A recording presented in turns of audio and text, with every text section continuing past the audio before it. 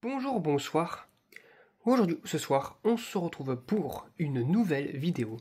Alors dans cette vidéo, je vais vous présenter et tester des nouvelles lampes à incandescence que j'ai reçues. Il s'agit de lampes Zénith de 100 watts. Voilà.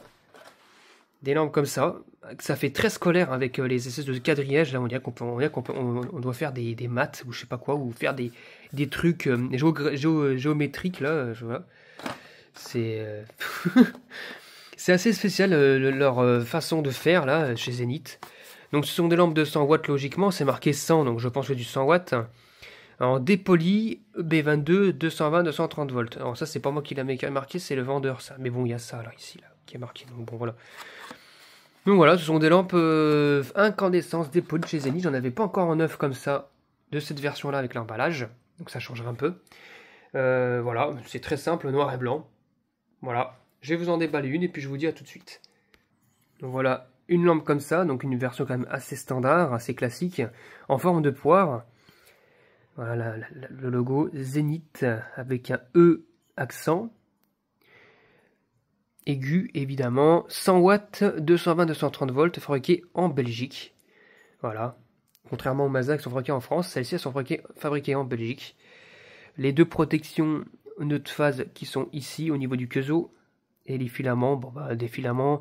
Oh, le filament est quand même assez épais, oui c'est normal, c'est du 100 watts, donc le filament est quand même un peu plus épais que les 75 watts. Ou encore aussi les 60 watts, les 45, voilà, les 40 watts, les 25 watts, peu importe. Voilà. Forcément, c'est un peu plus épais. Donc ce qu'on va faire, c'est que je vous en tester deux. Voilà. Avec la douille B22 qui est à côté. Et puis je vous dis à tout de suite. Allez, on la place. C'est parti pour le test. Je vais mettre la gravure comme ça. 1, 2, 3. Wow. Ah là on voit celle-ci, bah, du 100 watts, ça change. Hein. Ça change le 100 watts. Petite Zénith. Voilà. Fabriquée en Belgique. Très belle.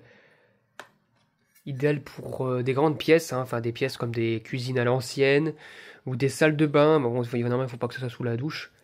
Il faut que ça soit dans un endroit, dans la salle de bain ou recouvert d'une vasque comme un hublot. Quand on éteint forcément, on voit bien le filament s'éteindre tout doucement. Hein. Notamment sur les luminaires opales, on voit pas trop la lampe à l'intérieur quand on voit que ça s'éteint comme ça. Si on se fait pas trop tromper par les LED, on voit bien que c'est une lampe à incandescence. Hein. J'adore, c'est joli. Très joli, ça on voit. Hein. Et pourtant, il fait jour dehors et on voit la différence, on voit évidemment l'ombre du meuble. Donc c'est vraiment magnifique. Très belle lampe. Idéale pour des grandes pièces. Ça c'est bien. Et ça envoie un peu de chaleur aussi, hein. Ouh là là. Quand même. Allez, bah on va tester une deuxième lampe et puis je vous dis à tout de suite. Allez, on va tester la deuxième lampe. C'est parti. 1, 2, 3. Waouh. Ça éclaire très bien, hein. Franchement. Magnifique. Qu'est-ce que c'est que ça par contre? C'est dans la lampe ou pas ça? C'est quoi ça? Il y a comme une trace bizarre là, ici. Là. Ça n'a pas l'air d'être une fissure. Non, c'est pas trop ce que c'est. C'est d'être le reflet entre deux machins de verre.